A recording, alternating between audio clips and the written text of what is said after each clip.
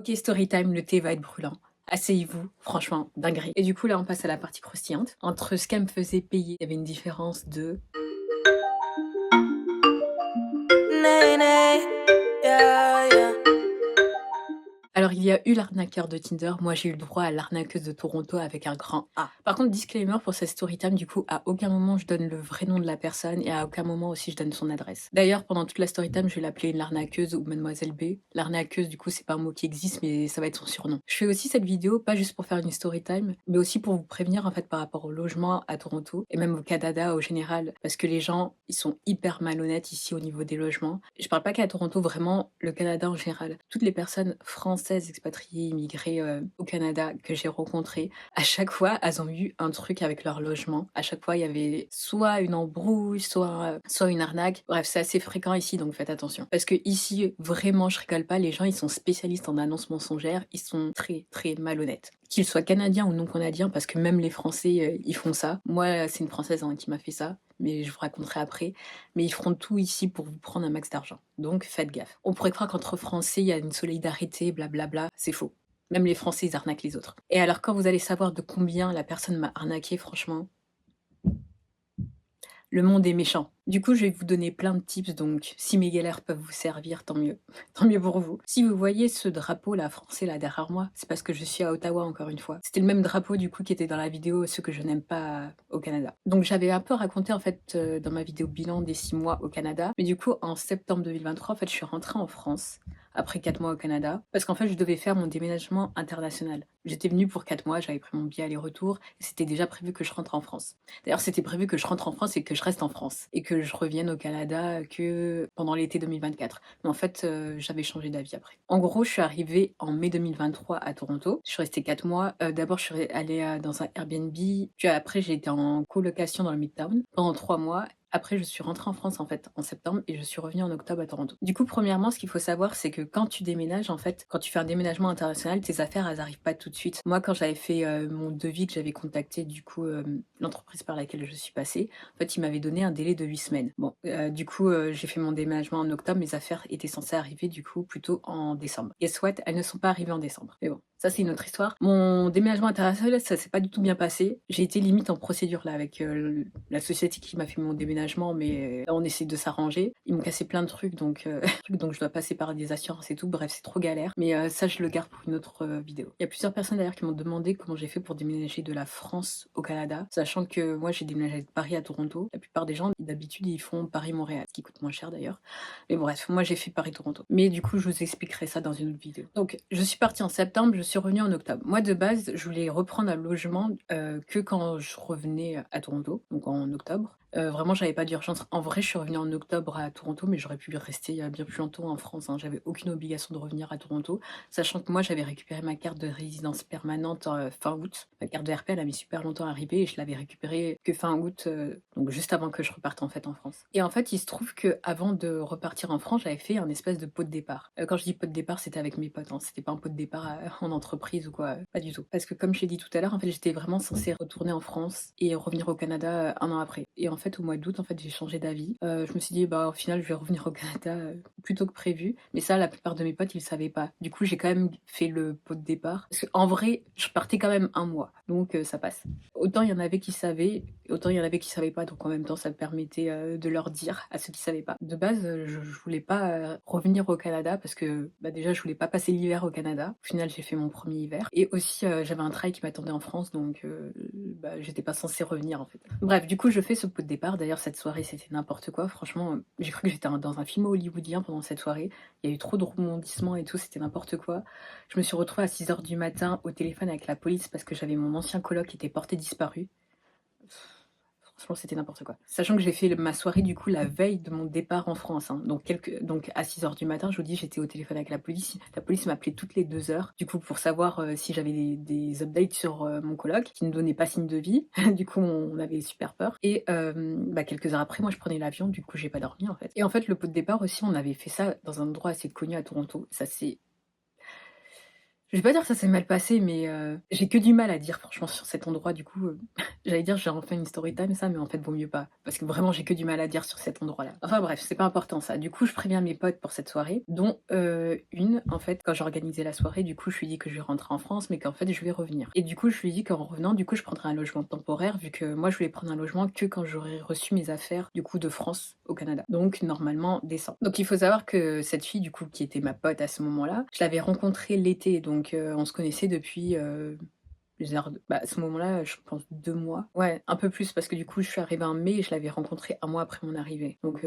environ 2 mois. Mais pour le coup, on se voyait régulièrement vu qu'on faisait plein de sorties ensemble. En fait, on était un groupe et on faisait, du coup, plein de sorties l'été ensemble. Mais du coup, on était potes. On n'était pas amis parce que moi, vraiment, je fais la différence entre connaissance, pote et ami. C'est pas au même niveau pour moi. Et retenez bien ça parce que c'est important pour la suite parce qu'elle a joué sur la carte de l'amitié justement. Déjà pour la sous-location. Donc moi, quand je suis arrivée à Toronto, du coup, je savais pas en fait comment ça fonctionnait la sous-location au Canada. Moi, je connaissais la sous-location en France, mais je savais pas s'il y avait des différences en fait entre la France et le Canada. Et c'est seulement en visitant moi-même des appartements plus tard pour moi, en fait, que si en fait comment ça fonctionnait, parce que en fait dans les différents contrats de bail, les propriétaires en fait ils mettent leurs conditions et là c'est propre à chaque propriétaire. Mais globalement en fait c'est comme en France. En fait on te demande plus ou moins de choses. La plupart des propriétaires ils veulent pas que tu sous du coup ton logement, que tu le mettes en Airbnb. Aussi ils veulent du coup ils veulent être prévenus si tu sous-loues. Il y en a qui vont demander les dossiers des sous-locataires, il y en a qui vont demander le credit score, il y en a ils vont pas le demander. Voilà, de manière générale en fait c'est un peu comme en France. Le problème c'est que le logement à Toronto, mais si je parle pour Vancouver, Montréal, en fait ils sont tellement chers, surtout à Vancouver et Toronto.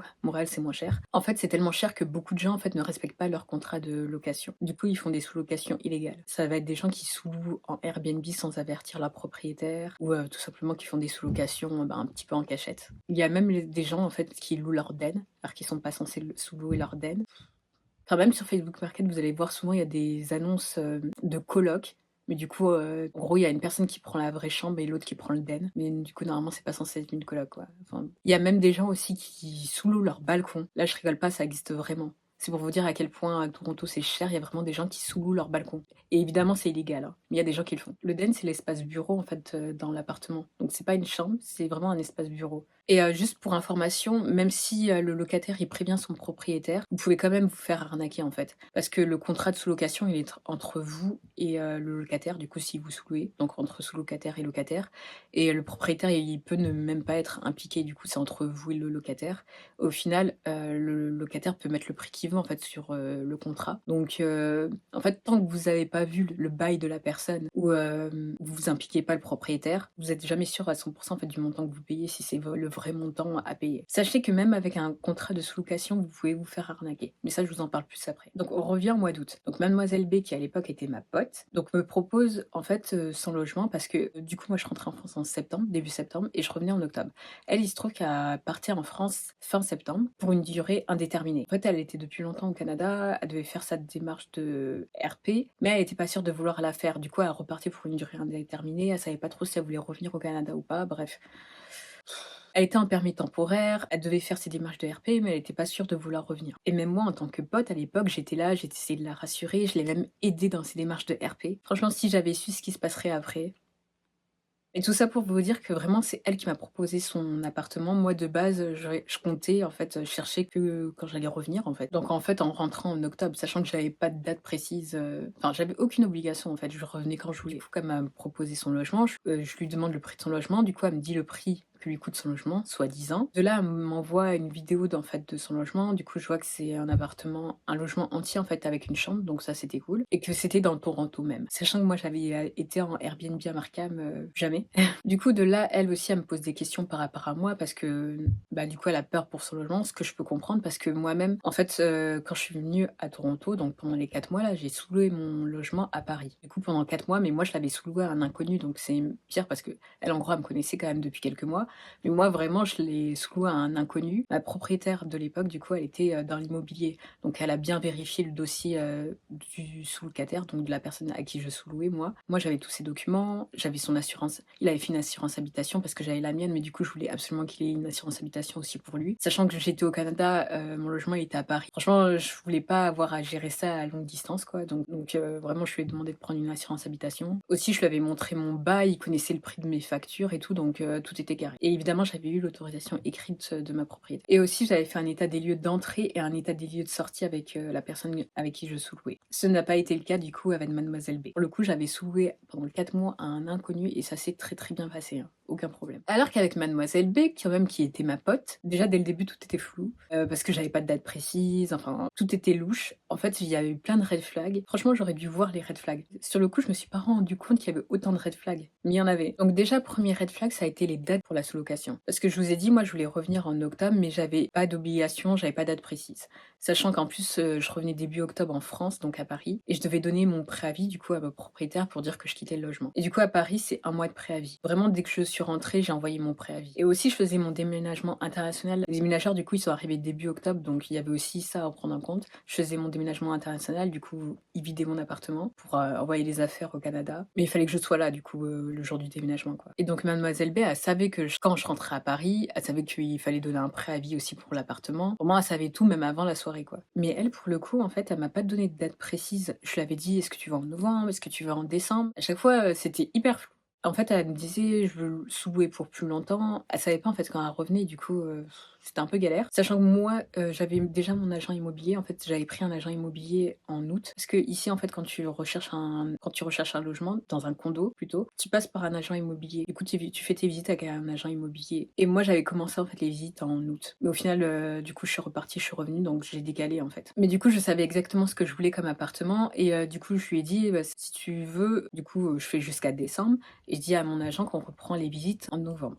Du coup, elle a voulu sous-louer le plus longtemps possible de ce que je comprenais. Elle m'a dit décembre. Du coup, moi, je lui ai dit, ok, je préviens mon agent immobilier. Donc, comme il y avait cette histoire de préavis, mon déménagement international, et que j'ai repris mon avion, en fait, pour la France que début septembre, je lui ai dit que je pouvais prendre l'appartement qu'à partir du 5 octobre. De là, elle me dit, ah, mais du coup, comme tu viens une semaine plus tard, tu restes une semaine plus tard. Du coup, là, j'ai pas compris. Déjà, je lui avais jamais dit que je revenais le 1er octobre. Et puis, même du 1er au 5, ça fait pas une semaine. Enfin, du coup, j'ai pas compris. Donc, déjà, de là, les calculs ne sont pas bons. Donc, je lui dis que non, je veux pas rester une semaine de plus, du coup, dans son logement. Enfin, rester une semaine plus tard, du coup. Et en plus de ça, en passant par un agent immobilier, donc si je louais un appartement, en fait, le logement, il aurait été disponible le 1er ou le 15 en général, c'est ça. Les logements, ils sont disponibles le 1er du mois ou le 15 du mois. Et même si la date d'entrée du logement, en fait, c'était par exemple le 8, au pire du pire, moi, j'ai de la famille au Canada, donc j'aurais très bien pu aller chez ma famille. Et là, en fait, ce qu'elle me dit, c'est que ça l'arrange pas, elle, parce que ça ferait presque 2 semaines, en fait, que son logement, il serait pas habité, sachant qu'elle a revenu en France fin septembre. Elle m'avait pas dit exactement quand. Sachant qu'elle m'avait aussi dit qu'elle avait soi-disant un pote qui était aussi intéressé par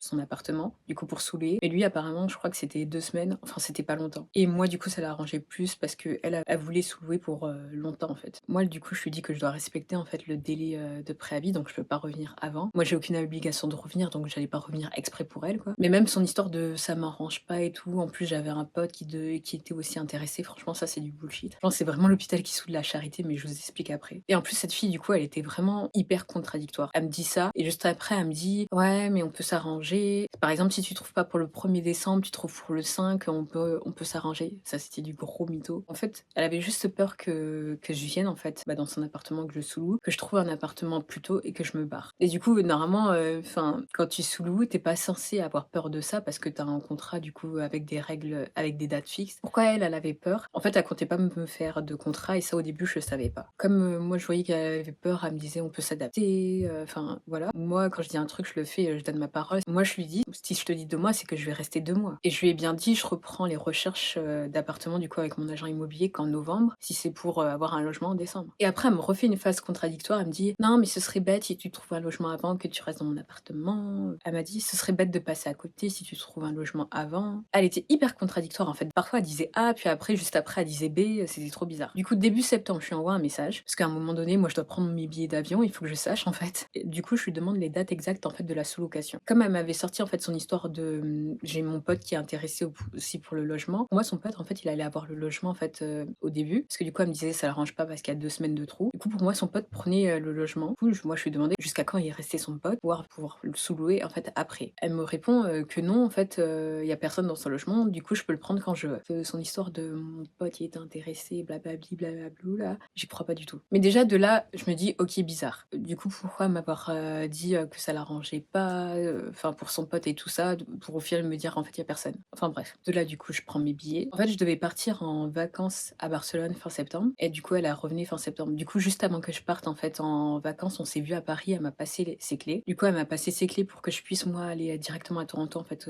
quand je reviens de vacances, pour aller directement chez elle, en fait, en rentrant au Canada. Et aussi, du coup, moi, je lui ai fait le virement du loyer, en fait, le 1er octobre. Alors que le 1er octobre, j'étais encore en France et que je récupérais l'appartement que quelques jours après. Donc après, ces histoires de dates. Donc en septembre-octobre 2023, du coup, c'était la période des punaises de lit. Il y avait vraiment une invasion de punaises de lit à Paris. Vraiment, c'était n'importe quoi dans les métros, dans les RER, dans tout, les Transiliens, bref, partout. Il y avait des punaises de lit partout et même les gens ils devenaient parano, mais pour le coup, c'est vrai, il y en avait vraiment partout. C'était limite si les gens ils osaient pas s'asseoir, en fait, c'était trop bizarre. Je raconte ça parce que du coup, de là, je commence à recevoir des messages du coup de Mademoiselle B. En fait, elle avait peur pour son appartement. Elle me dit fais attention du coup quand tu rentreras dans l'appartement. Tu te doutes bien que moi non plus, je veux pas de punaises de lit, je vais y vivre dans son appartement, donc j'en veux pas non plus. Donc de là, deuxième red flag, elle m'envoie des règles. Mais vraiment des règles à suivre. Toujours pour les punaises de lit, elle m'envoie des règles à suivre. Ces règles, c'était, elle voulait que je retire mes vêtements dès que j'arrive, que je les mette dans une poche, puis que je lave les habits. Et donc pas le droit de m'asseoir avant d'avoir retiré les vêtements avec lesquels j'étais dehors et les avoir lavés. Déjà, je me suis dit, elle est un peu ouf. Pour m'envoyer des règles, je me suis dit, on est où là?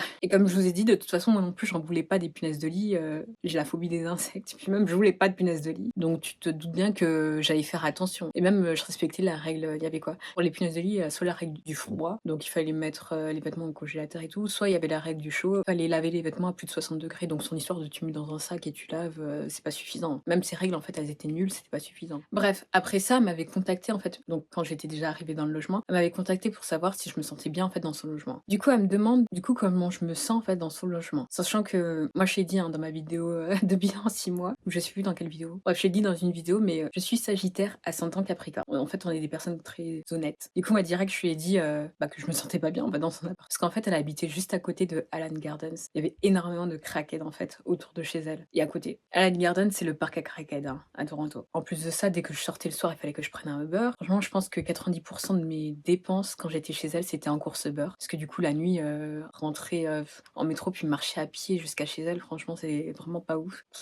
Et elle-même l'été, en fait, elle m'avait dit qu'elle s'était faite agresser en fait, à la sortie de métro collège. Il y a un crackhead qui l'avait, agressée physiquement, donc c'était encore moins rassurant, quoi. De là, je lui ai dit ça, elle me dit: «Non, mais tu pas besoin de prendre un Uber et tout, il se passe rien, les crackheads ils font rien». Elle m'a aussi sorti la fameuse phrase: «Il m'est jamais rien arrivé». Sauf qu'en fait, on était potes, donc je lui ai dit: «Mais tu te rappelles pas?» Je fais: «Mais comment ça, il t'est rien arrivé? Quelques semaines avant et tu t'étais faite agresser». Et là, elle me fait: «Ah oui, effectivement». Genre: «Ah oui, c'est vrai». Après elle me dit: «C'était en début de soirée, donc ça peut arriver à tout moment, en fait». Ouais, bah, du coup, c'est pas très rassurant non plus, si ça peut arriver à tout moment. Mais bref, du coup, je prenais des Uber, beaucoup de Uber. Elle me dit: «Effectivement, si tu rentres après minuit ou 2 heures du matin, vaut mieux prendre un Uber». C'est ce que je disais depuis le début. Mais bref, de toute façon, dès que je prenais pas un Uber, les seules fois où j'ai pas pris de Uber, en fait, soit je me suis faite suivre par un crackhead, soit il y avait des mecs hyper bizarres, enfin.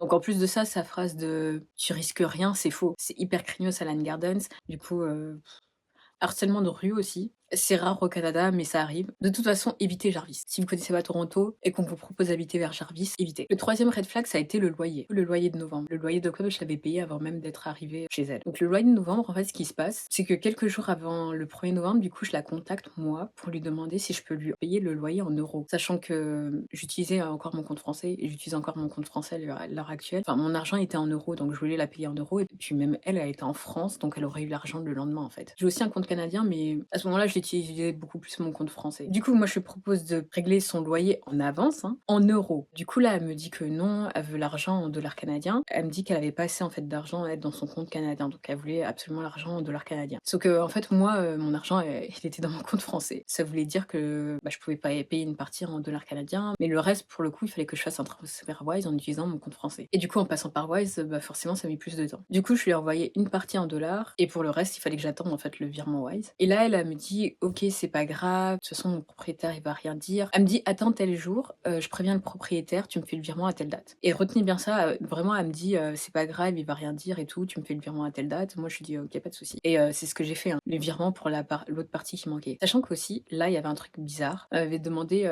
est-ce que t'as pas de telle somme? Donc, la somme que moi je payais, moins 400 dollars. Du coup, elle m'avait demandé, est-ce que t'as pas ça en dollars canadiens? Je me disais, c'est bizarre, pourquoi elle me demande que cette somme-là alors que je dois payer telle somme de loyer? Je me suis dit, bon, peut-être que du coup, elle peut avancer le reste. Mais en fait, c'était pas anodin. Bref, du coup, je reprends mes recherches d'appartement en novembre. Et en fait, je trouve un appartement en novembre avec mon agent immobilier. Mais l'appartement, en fait, il était disponible qu'en janvier officiellement. Au final, j'ai pu avoir les clés avant, mais mon déménagement international, il a eu lieu qu'en janvier. Donc, au final, je pouvais pas y habiter, quoi. Et ce qui se passe, c'est qu'elle, elle m'avait pas donné de date de retour fixe, en fait. Comme je vous ai dit, enfin, déjà pour venir, j'avais pas de date précise. C'est en assistant et tout que j'ai eu une date. Et aussi, pour le retour, je savais pas quand elle revenait précisément. Au début, elle m'avait dit le 5, puis après, elle m'a dit le 3 décembre. Au final, il me semble qu'elle est rentrée le 3 décembre. Fallait que je cherche autre chose, moi, du coup, pour le mois de décembre. Vu que je prenais mon appartement en janvier et elle a rentré en début décembre. Et du coup, là, on passe à la partie croustillante. Il faut savoir que les propriétaires au Canada, en fait, ils peuvent augmenter le loyer, mais pour ça, il faut qu'ils préviennent le locataire, en fait, 90 jours avant que l'augmentation de loyer, en fait, elle prenne effet. Donc pour ça, ils doivent fournir une notice, en fait, au moins 90 jours avant. D'ailleurs, petite parenthèse, j'ai remarqué qu'à Toronto, en général, ils envoient ça à la fin de l'année, alors qu'à Montréal, en général, ils envoient ça au printemps, donc plutôt mars.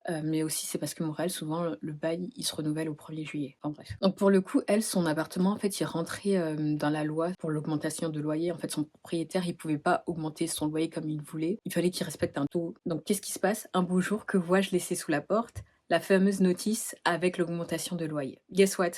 C'était le jour de mon anniversaire. Donc cette histoire a littéralement gâché mon anniversaire. Il fallait me voir à ma soirée d'anniversaire le lendemain, j'étais dépitée. Enfin bref. Donc je vois un document en fait laissé en dessous de la porte. Je me dis ok, qu'est-ce que c'est? Du coup je regarde, ce qui est logique. Je revenais du travail, j'étais grave fatiguée. Je me suis dit mais c'est quoi ça? Ce que je comprenais pas en fait. Je voyais un document comme ça laissé sous la porte. Moi je me suis dit c'est peut-être le voisin. Donc déjà moi je rentre du travail, je suis fatiguée. Je me dis c'est quoi ça? Je vois le document sous la porte comme ça. Je me dis mais qu'est-ce que c'est? Mais non, c'était bien la notice. Et du coup je me suis dit bah déjà bizarre. Pourquoi il a pas laissé dans sa boîte aux lettres? Il a mis sous la porte. Sachant qu'en plus, j'ouvrais jamais sa boîte aux lettres en fait. Je lis le document et là je découvre en fait le prix de son loyer. En fait, il y avait marqué le pourcentage, de combien allait augmenter son loyer aussi, le prix exact. Donc le montant de l'augmentation, quand ça allait avoir lieu, donc en février, et du coup son nouveau montant de loyer. Donc en fait, il suffit de faire une soustraction et du coup j'avais son prix actuel quoi. Et là, je tombe des nues. Vraiment, j'ai buggé. Franchement, j'ai buggé, j'avais plus les mots quand j'ai vu le... Même avec l'augmentation du loyer. J'en perds mes mots tellement, tellement quand j'y repense, je suis encore choquée. Entre ce qu'elle me faisait payer, il y avait une différence de... Il y avait une différence d'environ 500 dollars par mois. Par mois. Par mois. Donc la fille se faisait 500 dollars par mois sur mon dos. La fille se faisait 500 dollars par mois. En fait, quand j'ai découvert ça, je partais une semaine après. Je partais une semaine après de chez elle, donc à une semaine de près, en fait, j'aurais jamais su. Et même, je vous ai dit, il a mis sous la porte, mais il aurait suffi qu'il mette le document en fait dans la boîte aux lettres, j'aurais jamais su non plus, vu que j'avais la clé de sa boîte aux lettres, mais je l'ouvrais jamais. Donc vraiment, je me dis, à une semaine près, j'aurais jamais su qu'elle m'arnaquait. Et ça se trouve, on serait encore potes en fait aujourd'hui, parce qu'on n'est plus potes, hein. Mais oh. Mais du coup, retenez bien ça, j'ouvrais jamais sa boîte aux lettres. Sachant que j'avais la clé, et même elle m'avait dit tu peux utiliser mon adresse et tout, mais du coup, je recevais pas de courrier en fait chez elle. Du coup, moi, je découvre le document, je découvre la différence de prix et tout, je suis vraiment choquée et énervée et fatiguée. Ce que j'ai fait, c'est que j'ai pris en photo en fait le document et je lui ai envoyé par message. J'ai pris en photo le document en fait, et je lui ai envoyé par message et je lui ai demandé en fait d'où elle venait la différence de prix entre ce que je payais et ce qui avait marqué sur le document en fait. Sachant qu'à ce moment-là, il était environ 22h. Hein. Et elle était en France. Donc avec les 6 heures de décalage horaire, il était 4 heures du matin en France. Je m'attendais vraiment à ce qu'elle me réponde, plusieurs heures plus tard, quoi. Du coup, moi, je fais ma vie et tout. Et en fait, quand je reviens, je regarde mon portable et en fait, elle avait essayé de m'appeler. En fait, j'ai vu que dans la foulée, elle m'avait envoyé des messages. Alors là, ce qui s'est passé, mais maxi red flag. Vous voyez les gens, quand ils sont pris la main dans le sac, mais qui veulent pas avouer. C'est exactement ça, là. Ils essaient de retourner la situation en se faisant passer eux pour la victime. C'est exactement ce qui s'est passé là. Déjà, sa première action, ça a été mon propriétaire s'est trompé, c'est pas mon loyer, ça doit être le loyer du locataire du bas, enfin du locataire en dessous. Pourtant, c'était bien son nom, son adresse, ses informations dans le document. Ensuite, elle a fait la fille choquée et elle était choquée par mon message, blablabla. Franchement, j'étais fatiguée. Parce que du coup, ça c'était par message, hein, j'avais pas envie de parler sur le moment ni d'écrire. En plus, c'était 4 heures du matin en France, donc déjà, pourquoi tu réponds à 4 heures du matin? Du coup, moi, je lui ai dit par message, on se parle demain après-midi. Ça aurait été l'après-midi à Toronto, mais ça aurait été le soir pour elle, quoi, en France. Et après ça, en fait, je reçois un message où il y a écrit, par contre, merci de ne pas ouvrir mon courrier. Déjà, mais excusez-moi, mais si c'est pas une phrase de coupable, ça. Et puis même, j'ouvrais pas son courrier. Son propriétaire, comme je vous ai dit, il avait laissé le document en dessous de la porte, donc il était déjà ouvert en fait le document. N'importe qui voit un document comme ça en dessous de la porte, il va se demander ce que c'est, va le prendre et lire ce que c'est pour voir ce que c'est en fait. C'est juste de la logique. Du coup, moi, je lui ai bien répondu qu'à aucun moment j'avais ouvert son courrier et que le document était en dessous de la porte. Et de là, elle me répond pas besoin de s'appeler, merci pour la reconnaissance, merci pour la gratitude. Non mais franchement, le toupet. J'ai jamais vu autant de culot chez une personne. Je te paye ton loyer tous les mois et tu te prends un extra de 500 $ par mois. Quelle reconnaissance, quelle gratitude. Je pense que c'était l'hôpital qui se foutait de la charité là. Quand j'ai vu ça, je me suis dit: «Mais elle est folle. C'est pas possible, la fille est folle». J'essaie de l'appeler en fait, elle répond pas, puis elle en fait, elle me rappelle et là du coup on a une discussion. Mais là, ça a été la discussion mais la plus what the fuck de toute ma vie. Franchement, c'était lunaire, cette discussion n'avait aucun sens. Donc comme je vous ai dit, son premier argument ça a été, «C'est pas mon loyer, ça doit être le loyer du locataire d'en dessous». Sachant que le locataire d'en dessous, il avait exactement le même appartement qu'elle. C'est elle qui me l'avait dit, hein. Elle m'avait dit, «Ouais, le locataire d'en dessous, il a exactement le même, appartement que moi et tout, blablabla» et même ça avait pas de sens parce que le document était sous sa porte. Elle habitait dans un vieil immeuble sans ascenseur au dernier étage. Donc vraiment pour que le propriétaire, il se trompe d'appartement, il fallait vraiment le faire. Il y avait pas à chercher midi à 14h, il y avait son nom, son adresse, ses coordonnées dans le document. Ensuite, elle était pas contente parce que je lui avais envoyé un document PDF. Mais en fait, ma belle, quand tu prends une photo en fait sur Scam Scanner, ça fait automatiquement un document PDF. Et puis même, je vois pas où est le problème si t'as rien à te reprocher, t'as pas peur des preuves normalement. Ensuite, mais vraiment, c'était en plusieurs étapes en fait. Ensuite, elle a voulu jouer la carte de la pote. Mais alors là, grosse blague. Elle m'a dit mot pour mot, on est potes, tu devrais me faire confiance, donc tu devrais même pas me poser de questions. MDR. En fait, moi, je la connaissais que depuis l'été. Donc, on était potes de quelques semaines, quelques mois. C'est pas comme si on était amis depuis 5 ans. Et puis même, j'ai trouvé cette phrase tellement toxique. Déjà, j'ai confiance en personne. Mais alors, me sortir, on est potes, tu devrais me faire confiance, tu devrais même pas me poser de questions. Pour moi, c'est maxi red flag, ça. Puis même, les preuves étaient là, donc me dire, tu devrais même pas me poser de questions, franchement, ça, c'est après, elle est encore partie sur autre chose. Elle m'a dit: «L'erreur que j'ai faite, c'est d'avoir sous-loué à quelqu'un que je connais. En fait, j'aurais dû sous-louer à un inconnu». Mais là, je me suis dit: «Mais c'est encore pire». Mais alors elle, vraiment, j'ai sous-loué mon appart à Paris à un inconnu, mais à aucun moment je me suis dit: «Je vais l'arnaquer», que ce soit quelqu'un que je connaisse ou que je connaisse pas, en fait. À aucun moment je vais me dire: «Je vais chercher à arnaquer la personne». Et moi, pour le coup, la personne à qui j'ai sous-loué, enfin, tout était clair. J'avais même montré mon bail, donc il avait vu mon bail, ma propriétaire avait son dossier, franchement tout était carré. Alors qu'avec elle, on était potes et tout était flou. Le premier red flag en fait que j'aurais dû voir, c'est au début en fait, elle m'avait dit: «Par contre, si tu croises mon propriétaire, tu lui dis pas que je te sous-loue. Parce que s'il voit que je sous-loue trop, il pourrait avoir envie d'augmenter le loyer». Alors ça, c'est complètement faux. Comme je vous ai dit, son appartement est rentré dans la loi là pour l'augmentation du loyer. Donc son propriétaire, à aucun moment il pouvait augmenter le loyer comme il voulait. Il fallait qu'il respecte un taux. Alors là, vraiment gros mensonge quoi.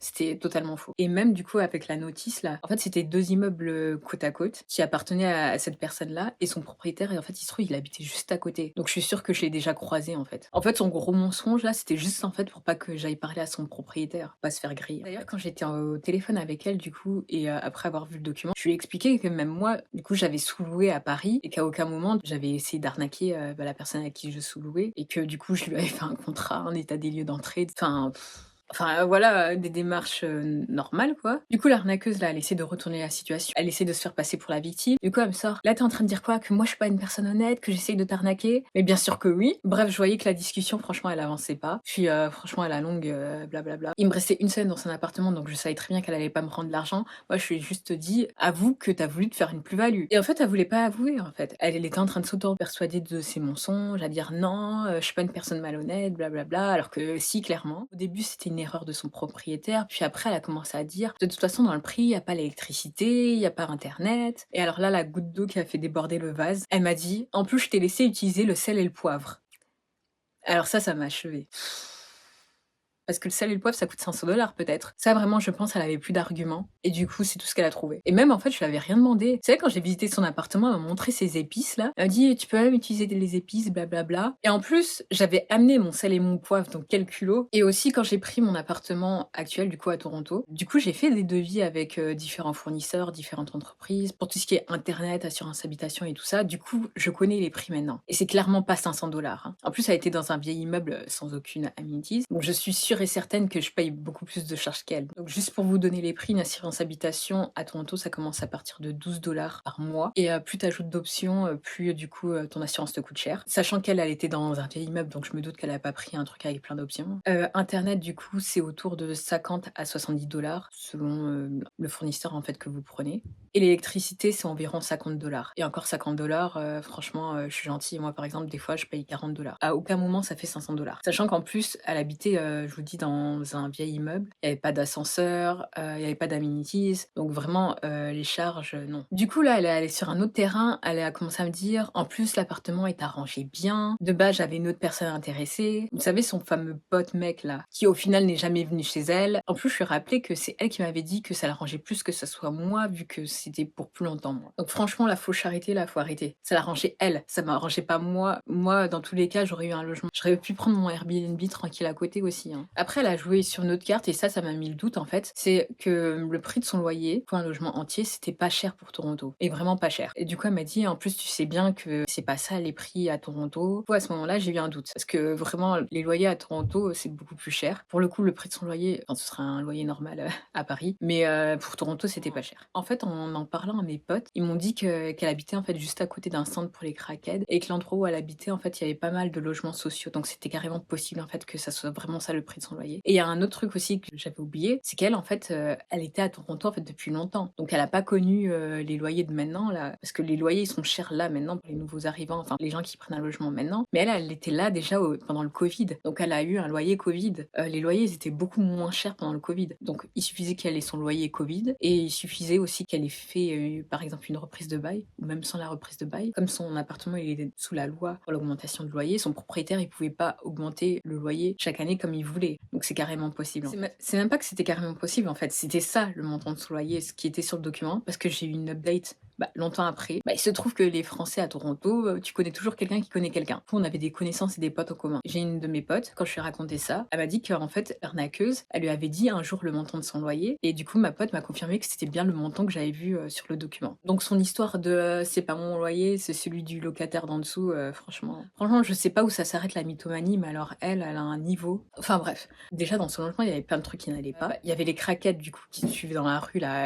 à Allen Gardens juste à côté. Elle-même, elle s'était fait agressée par un craquette, donc déjà niveau sécurité, c'était pas ça. J'ai été obligée de prendre des Uber à chaque fois pour rentrer la nuit, donc niveau de dépenses, je vous dis même pas. Uber, franchement, j'ai bien donné. Mais aussi, du coup, son voisin du bas là, il était hyper bruyant. Je pense qu'il y avait un problème d'isolation en fait dans son immeuble. Du coup, j'entendais tout ce qu'il faisait en fait, son voisin. Je l'entendais même éternuer, donc c'est pour vous dire. Il mettait la musique à fond, il mettait la télé toute la nuit. En fait, je pense qu'il avait un mode de vie un peu en décalé. Au mois de novembre aussi, j'étais chez elle, je suis tombée malade. Le chauffage, il a été allumé automatiquement, mais du coup, il était pas venu tout de suite. Je me sentais encore plus mal que quand j'avais le Covid. Et il se passait des trucs trop bizarres dans son appartement. À un moment, j'ai même cru qu'il était hanté. Ah, mais attendez, il y a aussi un autre truc aussi, au téléphone. À un moment, elle me sort, mais en plus, toujours en disant, tu sais bien que c'est pas ça les prix au Canada. Enfin, tu sais bien que c'est pas ça les prix à Toronto et tout. En plus, le logement d'en face, mon propriétaire voulait le louer à 2700 $. 2700 $. 2700 $, c'est le prix pour un logement avec une chambre dans le downtown, dans un condo, avec toutes les amenities que tu veux, et donc un logement hyper bien situé. Là, on parlait d'un vieil immeuble à côté d'Allen Gardens, donc à Jarvis, sans ascenseur, avec une buanderie payante. Ah non, mais parce que moi, j'avais oublié ça aussi, il y avait la buanderie payante. Bon, ce que je disais, c'est que j'ai dû couper, mais je reprends. Elle avait oublié qu'elle m'avait dit en fait que son propriétaire, il essayait de louer l'appartement d'en face à 2700 $, mais il y a personne qui le voulait en fait parce que c'était trop cher, donc ça faisait des mois en fait que ça restait vide. En fait, il avait retapé complètement l'appartement en face, du coup, il avait refait à neuf. Même elle disait c'est trop cher, et puis même personne n'en voulait, c'est un vieil immeuble sans ascenseur, il y a aucune amenities, tu dois payer pour une buanderie payante. Tu sais, à Jarvis, t'as Allen Gardens à côté, bref, c'est n'importe quoi. Rien n'est ressorti de cette conversation téléphonique, et en plus après ça, je me sentais vraiment pas bien dans cet appartement, j'avais qu'une envie, c'était de partir. Au final, je suis partie une semaine après. Ce qui s'est passé, c'est qu'on s'est recontacté en fait quelques jours après, vu que les gars récupèrent ses clés quoi. Sachant que moi, j'avais clairement pas envie de la revoir. Elle, je pense, elle assumait pas, du coup, elle avait pas non plus envie de me revoir. En fait, elle m'avait demandé quand j'étais disponible pour passer les clés en fait à un de ses potes. Du coup, le jour où je partais, en fait, je devais passer les clés le soir à un de ses potes, sauf que son pote, il est jamais venu. Au final, on a convenu comme quoi on se verrait le lendemain. Le lendemain, on s'était donné rendez-vous à 1h, et là, on a réussi à se voir et je lui ai passé les clés. Avant de partir de son appartement, du coup, j'ai quand même bien pris soin de nettoyer. Franchement, je lui ai même fait ses machines payantes. Sa buanderie, elle était pas dans l'immeuble. Il fallait sortir de l'immeuble puis aller dans la buanderie qui était du coup dans l'immeuble d'à côté.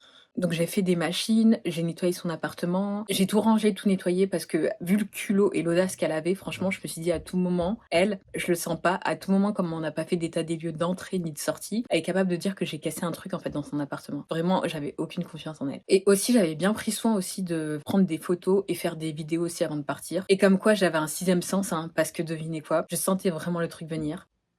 Guess what? Elle m'a recontacté quelques jours après. Donc plusieurs jours après, elle me recontacte en fait par message. Elle était déjà revenue de France depuis longtemps, hein, donc et en fait par message, elle me demande en fait si j'ai cassé sa chaise, enfin une de ses chaises. Apparemment, il me manquait un petit bout, sur sa chaise et sa chaise, elle était instable. Déjà trop bizarre. Mais j'ai lu le message, je me suis dit: «Mais mort de rire». Mais MDR, mais quelle audace! Déjà me sortir ça, il me manque un petit bout sur ma chaise, elle est instable. Déjà, ça faisait longtemps qu'elle était revenue de France là, c'est maintenant qu'elle me contacte pour me dire que sa chaise est instable. Et déjà, j'avais jamais utilisé sa chaise, donc clairement, je vois pas comment j'aurais pu la casser alors que j'ai jamais utilisé. Du coup, j'avais jamais utilisé sa chaise, du coup, je trouvais ça un peu ridicule. Déjà qu'elle me recontacte pour ça et en plus, pour sa chaise que j'ai jamais utilisée. Et franchement, je me dis encore plus: «Mais quelle audace!» parce que vu les 500 $ par mois qu'elle s'est prise, elle a clairement assez pour se racheter une chaise, voire plusieurs chaises. Déjà, quand j'y repense, ça m'énerve parce que je me dis: «Je lui ai limite payé ses vacances en France là, en fait, avec les 500 $ par mois là». Je suis dégoûtée. Enfin bref, à partir de là, on n'était plus en contact. Et d'ailleurs, j'ai sorti son histoire de chaise là à une de mes amies. Elle m'a dit: «Non mais ça, c'était juste une excuse pour te contacter». Franchement, ça pue le gros mytho. Moi, à partir du moment où tu m'as arnaqué, je veux plus de contact, franchement loin de moi. En plus, j'ai été hyper, comment on dit en français? Helpful? J'ai plus le mot en français. Et je déteste faire ça, je déteste les gens qui font ça, mais vraiment, je parle anglais toute la journée ou alors je fais du franglais. Bref, j'ai perdu le mot, mais voilà, vous avez compris ce que je voulais dire. Parce que je répondais à ses questions sur la RP, pour l'aider dans ses démarches et tout, alors que la fille, elle était là depuis plus longtemps que moi au Canada. Donc. Et même quand j'étais à Barcelone aussi, elle m'avait demandé de lui prendre un parfum hyper rare qu'on trouvait apparemment qu'en Espagne. J'avais essayé de chercher son parfum là, d'ailleurs, il était introuvable. Donc franchement, parfois, la gentillesse, ça paie pas toujours, mais c'est pas grave. Il y a des gens comme ça, vaut mieux pas les avoir dans ta vie. Mais c'est pas fini, j'ai oublié. L'histoire, elle s'arrête pas là. Donc après ça, je crois que c'était en janvier. On avait des potes et connaissances en commun. Et il y a une autre de mes potes, du coup pas la même que tout à l'heure, qui m'avait donné l'update comme quoi elle lui avait donné son loyer. Là, c'est encore une autre. Du coup, je lui raconte l'histoire et tout quand on se voit en janvier. Et elle me dit, mais attends, mais l'arnaqueuse, là, elle avait contacté en fait. Ma pote, elle me dit, mais l'arnaqueuse, elle m'avait contacté et tout. En plus, elle trouvait ça bizarre qu'elle la contacte parce qu'elles étaient pas particulièrement proches. Elle me dit, ouais, elle m'a dit, si tu veux venir dans mon appartement à Toronto, blablabla, blablabli, blablabla. En gros, l'arnaqueuse, là, elle voulait re-sous-louer son appartement. Donc, elle est revenue en décembre, elle voulait déjà repartir en janvier, quoi. Cette pote-là, elle aussi, elle faisait partie du groupe et tout qu'on avait en commun, où on faisait des activités et tout, tous ensemble l'été. Mais elle était pas plus proche que ça de l'arnaqueuse. Et elle trouvait ça bizarre parce qu'elle, elle lui avait rien demandé. Enfin, c'est bizarre, quoi. Et en gros, je pense, elle voulait, enfin, je pense, c'est même pas je pense, et c'est sûr, elle voulait faire exactement la même chose à ma pote. En gros, lui proposer de venir chez elle et tout, et l'arnaquer, lui prendre 500 $ de plus par mois, elle aussi. Et vraiment, c'était trop bizarre parce que ma pote, elle m'a dit, vraiment, elle lui avait rien demandé, c'est elle d'elle-même, elle lui a proposé son logement et tout. Du coup, quand je lui ai raconté ça, elle était grave choquée, qu'elle m'avait arnaqué et tout.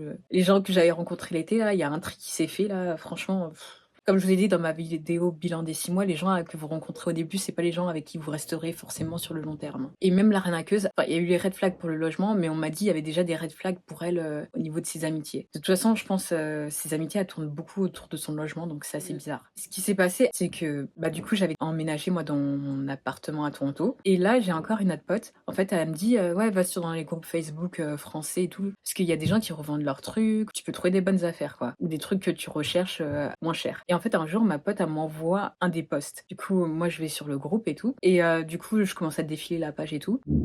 Et là, je vois quoi? Je vois un post de l'arnaqueuse. En gros, elle avait mis un post comme quoi elle sous-louait son logement pour plusieurs mois. Et je vois sur l'annonce, en fait, elle avait posté dans plusieurs groupes, après j'ai vu. Mais elle avait mis le prix, et du coup, elle sous-louait au même prix qu'elle me l'avait mis à moi. Donc environ 500 $ de plus que son loyer normal. Et elle avait grave menti sur l'annonce. Elle avait dit comme quoi son logement, c'était à côté du Eaton Center. Elle avait dit quoi d'autre? Juste à côté du métro. Enfin, bref, elle avait grave menti. Et c'était pas non plus à côté du Eaton Center. Enfin, le Eaton Center, il était quoi, à 15 minutes? C'est surtout juste à côté d'Alan Gardens. Mais bon, ça fait moins vendre de dire Alan Gardens que dire Eaton Center, je suppose. Et donc, elle cherchait quelqu'un pour plusieurs mois d'après son annonce, mais je pense que du coup, elle a trouvé personne. Parce que ça, c'était en janvier. Et au mois de février, en fait, je suis re-allée sur les groupes, là, Facebook français. Et j'ai vu qu'elle contactait les gens, toujours pour se couler son appartement. Donc, vraiment, faites gaffe. Mais du coup, j'ai une théorie sur l'arnaqueuse. Parce que elle était à 100% en télétravail. Je sais pas si elle était en freelance, mais en tout cas, elle était à 100% en télétravail. Donc, comme elle voyage beaucoup, je pense que clairement, c'est son mode de vie. Du coup, elle arnaque les gens en se faisant sa plus-value chaque mois sur son logement. Et du coup, ça lui permet d'enjoy toute l'année en vacances. Parce que c'est pas fini. Après ça, du coup, elle continue à répondre du coup à des posts sur les groupes Facebook là pour proposer son logement. Donc vraiment, faites attention. Je vous dis, les gens, ils sont malhonnêtes ici au niveau des logements. Faites attention pour les sous-locations. Donc plutôt, je vous disais que même avec un contrat de sous-location, on peut vous arnaquer. Donc vous dites pas que c'est parce que j'ai un contrat que je me fais pas arnaquer. Si, vous pouvez clairement vous faire arnaquer avec un contrat de sous-location. Parce qu'en fait, le contrat de sous-location, c'est entre vous, donc le sous-locataire, et le locataire. Donc clairement, le propriétaire, il peut ne jamais voir le contrat de sous-location. Le propriétaire, ce qu'il a besoin de voir, c'est votre dossier, quoi. Donc en fait,